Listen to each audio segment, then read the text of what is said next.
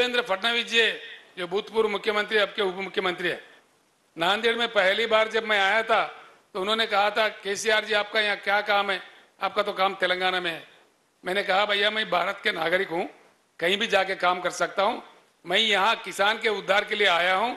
अगर मुझे नहीं चाहते हो तेलंगाना एजेंडा मक्की का मक्की 100% इम्प्लीमेंट करो, मेरा काम खत्म, मैं मध्य प्रदेश चले जाऊंगा, महाराष्ट्र नहीं आऊंगा। उसका जवाब नहीं है उनसे, उसका जवाब आता ही नहीं है। उनको कहना चाहिए कि बिल्कुल हम अमल करेंगे, नहीं करते।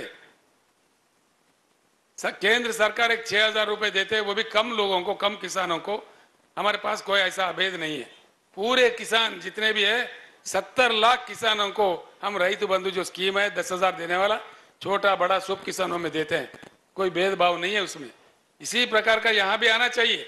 लेकिन जैसा बीआरएस ने प्रवेश किया महाराष्ट्र में, फिर 6,000 का ऐलान हुआ। वो किसको देंगे? जो किसान सम्मान निधि मिल रहा है उन्हीं को देंगे, बाकी को नहीं देंगे। वो भी पूर्ण रूप से नहीं, 2-2 हजार करके 3 किस्तों में देते हैं। हमारे पास ऐसा नहीं है। फसल को 5,000 एक देते हैं निवेश के लिए, फिर दूसरा फसल के दूसरा दे देते हैं। मुफ्त में पानी देते हैं, मुफ्त में बिजली देते हैं, और हर दाना उनका खरीदते हैं। खरीदते भी कैसा? सीधा उनके बैंक में जाता है। आप लोग प्रसन्न हो जाएंगे मेरे बात सुनकर। तेलंगाना में मैंने देखा है, मुख्यमंत्री बनने के बाद 2 साल किसानों का जो कष्ट है, मुश्किल है, मैंने देखा है। उसके बाद में पूरी तलाटी व्यवस्था हमने बर्खास्त कर दिया है तेलंगाना में। तलाटियों का जो काम है आप जानते हैं, हमारी भूमि उनके नाम पे लिख दे, इनका भूमि उनके नाम पे लिख दे, वहाँ पूरा तलाटी व्यवस्था ही बर्खास्त कर दिया कानून बना के। उनके पेट में नहीं मारा हमने, दूसरे डिपार्टमेंट में उनको नौकरी दिया, और तलाटी व्यवस्था निकाल के धरणी बोल के एक पोर्टल ला के सारे जमीन का रिकॉर्ड हमने डिजिटलाइज कर दिया। उसके लिए उस माध्यम से ये सुविधा होता है किसानों को। धान खरीदते हैं, किसी के पास फिरने की जरूरत नहीं है, सीधे किसान के बैंक अकाउंट में जाता है। जो 5,000 हर फसल के लिए हम निवेश के लिए देते हैं, वो भी सीधा, ना दरखास्त देना है, ना दफ्तर जाना है, सीधा उनके बैंक अकाउंट में जाता है, हैदराबाद से जाता है। किसान का जो बीमा है उसके लिए कहीं दरखास्त नहीं देना है, सीधे उनके अकाउंट में बैंक में चले जाता है। ये संभव बात है। ये बात जब तेलंगाना में हो रहा है, महाराष्ट्र सरकार क्यों नहीं कर सकता? यही मेरा क्वेश्चन है, यही मेरा सवाल है। सिर्फ महाराष्ट्र ही नहीं, मध्य प्रदेश में क्यों नहीं, उत्तर प्रदेश में क्यों नहीं, पूरे अन्य भारत में क्यों नहीं? ये संभव होते हुए भी एक राज्य में, हिंदुस्तान के एक हिस्सा में हो रहा है, बाकी भारत में क्यों नहीं? इसीलिए मैं आप तमाम लोगों से, सभी लोगों से मैं प्रार्थना करूंगा, ये पूरे भारत के किसानों के जंग है, उनके प्रतिनिधि है बीआरएस पार्टी।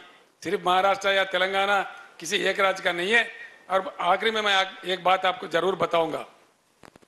बालके जी ने कुछ बात रखा, उन्होंने, पिताजी थे उनके, बड़े अच्छे आदमी थे, भले आदमी थे, 3-3 बार आपने आपके प्यार दिया, उनको जिताया, उनकी मृत्यु हो गई, भगवान ने हमारे साथ नहीं रखा उनको मैं आश्वासन देता हूं, बिल्कुल मैं उनसे बड़ा हूं, उनको पूरा आशीर्वाद मेरा उनके साथ होगा, बालके जी के साथ।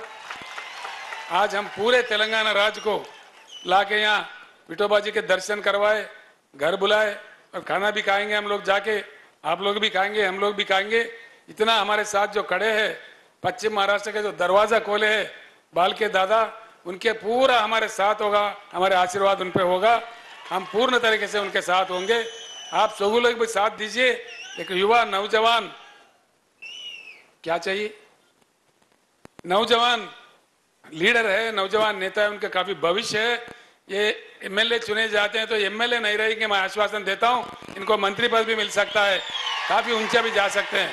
आगे चलकर बहुत बड़ी उनकी तरक्की हो सकती है। उनकी तरक्की यानी पंढरपुर मंगलवार कॉन्स्टिट्यूंसी की तरक्की है, सोलापुर जिले की तरक्की है, महाराष्ट्र राज्य की तरक्की है। बालके जी का व्यक्तिगत तरक्की नहीं है, उनको भगवान ने जो दिया है, उनको कोई खाने की कमी नहीं है, लेकिन पूरे राज्य का विकास, पंढरपुर का विकास, हर चीज का विकास उनके जरिए हो जाएगा। ये युवा है, मैं इनसे बहुत बड़ा हूं, इसे युवा लोगों का मार्गदर्शन में पूरे किसान एकत्रित होके आप चल पड़े तो हर चीज संभव है, कोई असंभव नहीं है, कोई नहीं